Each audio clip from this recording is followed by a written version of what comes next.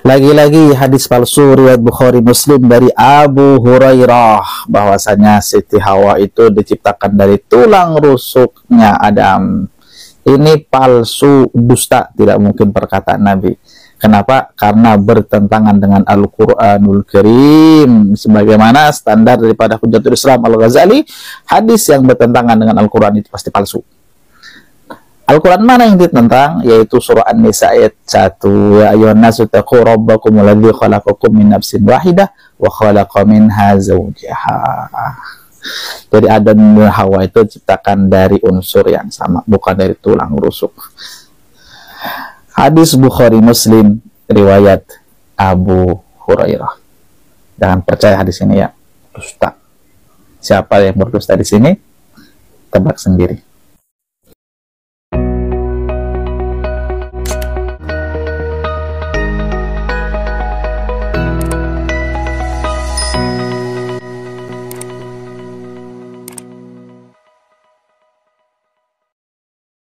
Pada pertemuan kali ini, kita bergeser sejenak, di mana pembahasan-pembahasan sebelumnya tentang video saya ini berkaitan dengan polemik nasab.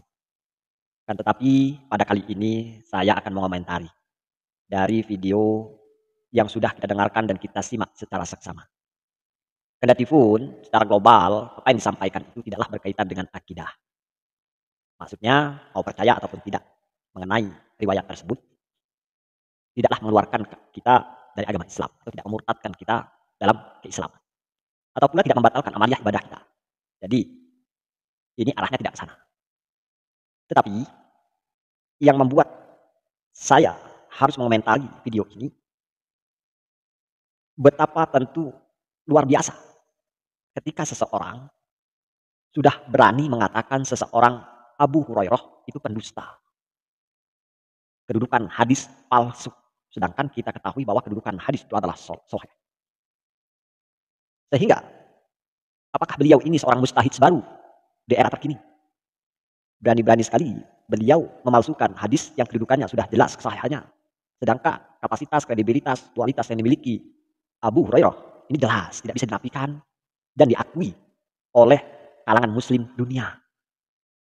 Sehingga, kalau kita melihat apa yang disampaikan oleh video tersebut yang bersangkutan, tidak akan mungkin seseorang mempunyai suatu pemikiran yang berseberangan kalau dia memang melakukan pendidikan sesuai dengan kedisiplinan ilmu. Tidak akan mungkin timbul kerancuhan dalam pemahaman. Dia pasti banyak literasi, dia pasti banyak referensi, sehingga tidak mudah untuk menuduh dan tidak mudah pula untuk mencerna atau menafsirkan suatu hadis terlebih Al-Quran, yang mana kita juga belum tahu sama sekali kapasitas, kualitas, kredibilitas yang dimiliki oleh Ustadz ini. Ini tentu amat sangat miris. Miris sekali. Bahkan kedudukannya berarti ini melebihi pula dari Syekh Albani yang menjadi junjungan para Wahabi. Luar biasa. Yang memalsukan atau yang mengatakan palsu di mana kedudukan hadis ini sudah teruji kesahihannya. Luar biasa. Nah, ini kita akan bahas tentu dan silakan nanti kawan-kawan untuk bisa ditambahi atau meluruskan dari apa yang saya sampaikan. Baik, kita langsung kepada pembahasan di mana hadis yang beliau bacakan tadi, yang sumbernya dari sahabat Abu Hurairah, yang beliau sudah katakan berdusta. Dan hadis ini pula tercatat di dalam hadis riwayat Bukhari Muslim. Artinya kedudukan ini sahih. Kedudukan hadis ini sahih. Dan beliau mengatakan dengan tegas bahwa palsu, jangan percaya. Kita bacakan, simak baik-baik. Istausu bin nasa'i khairan fa innal mar'ata khuliqat min dila'in. Wa inna a'waja say'in fi dhala'i a'lahu. Wa in dahabta tuqimuhu kasartahu. Wa in taraktahu lam yazal a'waja. Fastausu bin nasa'i khairan. Rasulullah SAW bersabda, berwasiatlah kalian untuk berbuat baik kepada wanita. Karena sesungguhnya wanita diciptakan dari tulang rusuk. Perhatikan baik-baik. Di mana kalimat fa inna mar'ata khuliqat min dila'in, siapa yang mengucapkan? Rasulullah SAW. Jelas ya di sini bahwa ini Rasulullah yang mengatakan, dan ini disampaikan kepada sahabat Abu Hurairah. Kalaupun Abu Hurairah dikatakan dusta, maka dia sama saja mengatakan Rasulullah itu adalah dusta. Jelas, karena ulama-ulama ini secara kualitas, kredibilitas, kapasitas ini sudah diakui mendunia seluruh umat muslim. Jadi kalau kita meragukan tentang kualitas hadis ini, ya kita siapa? Apakah mustahid kelas baru? Kok bisa mendekte hadis menafsirkan hadis serampangan? Kembali pada materi. Karena sesungguhnya wanita diciptakan dari tulang rusuk. Dan sesungguhnya bagian yang paling bengkok dari tulang rusuk adalah bagian atasnya. Jika engkau berusaha meluruskannya, niscaya ia akan patah. Jika engkau biarkan, maka ia akan tetap bengkok. Wastausu, maka berwasiatlah untuk berbuat baik kepada wanita. Nih, nomor hadis riwayat Imam Bukhari nomor 3301. Kalau riwayat Muslimnya ini di 1469. Silahkan di cross check buat kawan-kawan, buat kalian juga yang ragu, yang mendukung atas pemahaman Ustadz yang barusan kita simak secara seksama. Nah, beliau mengatakan lemahnya atau palsunya hadis ini karena bertentangan dengan ayat Al-Quran surat An-Nisa ayat 1. Nah, ini kita tampilkan di mana bertentangannya. Kita lihat secara seksama di sini. Saya akan bacakan. Ya ayyuhan nasu taqu rabbakumul ladzi khalaqakum min nafsin wahidah wa khalaqa minha zawjaha wa bassa minhuma rijalan katsiran wan nisaa wattaqullaha allazi tasaaluna bihi wal arham innallaha kana 'alaikum raqiba. Kita fokus atas protes Ustadz ini di mana tidak sesuainya Siti Hawa diciptakan dari Adam. Di mana artinya wahai manusia bertakwalah kepada Tuhanmu yang telah menciptakan kamu dari diri yang satu. Perhatikan kalimatnya. Dari diri yang satu. Kalau kita melihat secara harfiah, khalaqakum min nafsi wahidah wa khalaqa minha. Perhatikan kalimat ini. Wa khalaqa minha. Minhanya. Kembalinya kemana? Wahidah. Jadi bukan dari unsur lain. Akan tetapi tetap pada unsur wahidah. Satu siapa? Yaitu Nabi Adam. Jadi tidak diciptakan dengan unsur yang lain. Atau tidak diciptakan dengan bahan yang lain. Tetapi diciptakan dari sumber yang satu, di mana itu ada asalnya satu, yakni Nabi Adam alaihissalam. Dari mana bertentangannya? Kalau kita memahami secara harfiah, makna tujuan secara tafsir di dalam Al-Quran juga banyak disebutkan di sini. Nah, kita akan tentu lebih luas mengenai tafsir-tafsir ayat ini. Bagaimana beberapa pendapat para ulama. Yang jelas ini terkemuka apa? Bukan abal-abal. Di mana yang pertama ini tafsir Ibnu Katsir yang menjelaskan penciptaan Hawa dari tulang rusuk Nabi Adam. Di mana dikatakan di situ lihat ibaratnya. Qala Ibnu Abbas. Khalaqa minha zawjaha.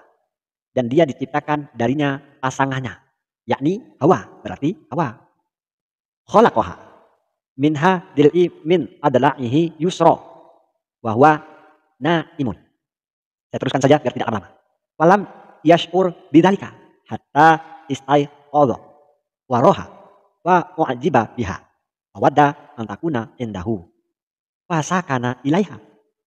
Walau annallaha khalaqa li adama min jinsin akhara lam ya'nas ilaiha. Ini keterangan daripada tafsir Ibnu Katsir. Ibnu Abbas berkata dan dia menciptakan darinya pasangan. Ini tahu berarti Hawa mencipta dia sampai di sana.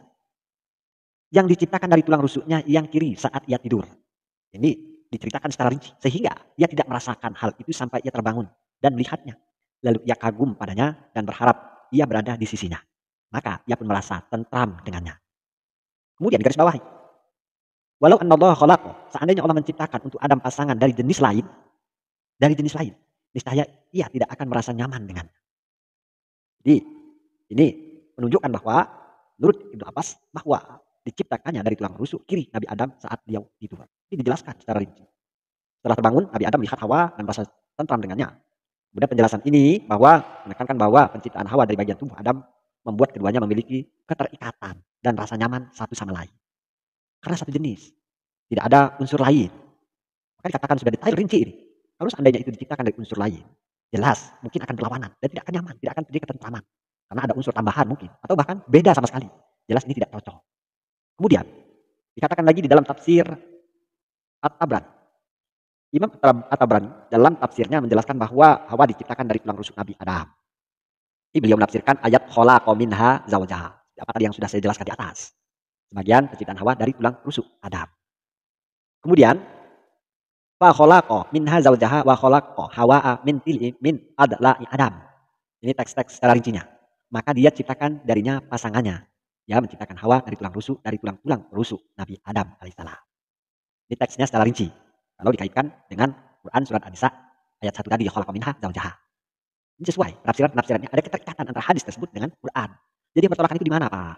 Anda berpemahaman bisa bertolakan itu di mana? Sudah jelas nih para ulama ini menafsirkan secara rinci seperti itu. Dan ini bermula dari ucapan baginda Rasulullah Shallallahu Alaihi Wasallam itu sendiri. Kemudian di dalam tafsir Al-Qurtubi, di mana beliau menafsirkan di dalam teksnya wa khalaqa minha zaujaha wa hiya hawa'u khuliqat min dil'ihi usra bil jannati wa huwa na'imun. Dan dia ciptakan darinya pasangannya, yaitu Hawa, yang diciptakan dari tulang rusuknya yang pendek di surga saat ia tertidur.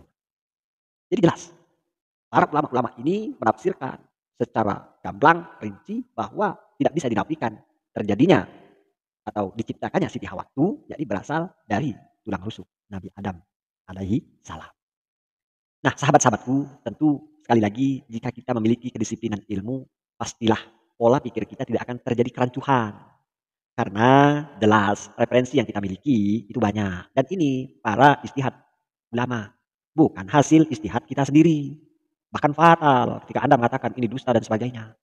Kalau ini sampai kepada Anda mendustakan Abu Hurairah, dan Abu Hurairah itu adalah berasal dari ucapan baginda Rasulullah, maka sama halnya antum mendustakan baginda Rasulullah Shallallahu Alaihi Wasallam. Koridornya bahaya.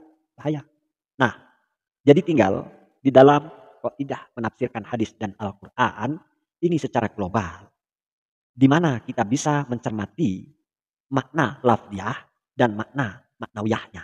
Jadi ada sifatnya makna lafzi, lafadznya, kan tetapi maknanya. Makna itu bisa saja menjadi sebuah kias, tidak dengan lafadz yang mutlak. Seperti itu. Jadi ini miris kalau sampai terjadi berulang kali kepada kawan-kawan sesama muslim yang memaksakan diri untuk menafsirkan satu referensi yang kita paksakan tanpa kita melalui fase-fase kedisiplinan ilmu.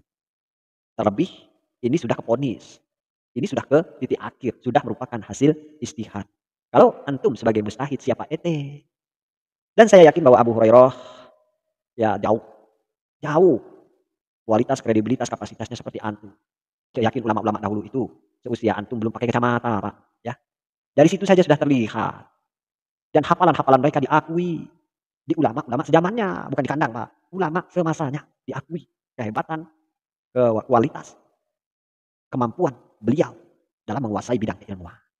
Jadi tidak berkuar-kuar di medsos, bahkan memberikan satu narasi pemahaman yang menyimpang. Ini kalau tentu lebih condong pada akidah, bahaya. Ini hanya sekedar masalah tafsir, dan apa yang saya sampaikan saya berharap mudah-mudahan akan memberikan satu manfaat. Dan silahkan tentu sekali lagi bagi kawan-kawan untuk melengkapi dan bisa mungkin untuk meluruskan apa yang saya sampaikan. Jika memang memiliki referensi yang lebih kuat atau apa yang saya sampaikan ada kekeliruan, saya juga harap untuk dikoreksi dan diluruskan. Kita berbagi ilmu, bukan menonjolkan apa kemampuan yang kita bisa supaya kita diakui sebagai orang yang alim. Itu tidak demikian. Jadi pemahaman kita ini hanya tentu condong berdasarkan mencari sebuah kebenaran, dan apa yang kita lakukan hanya lain dan tidak bukan mencari keridhaan Allah Subhanahu wa taala. Demikian, mudah-mudahan bermanfaat. Salam akal sehat.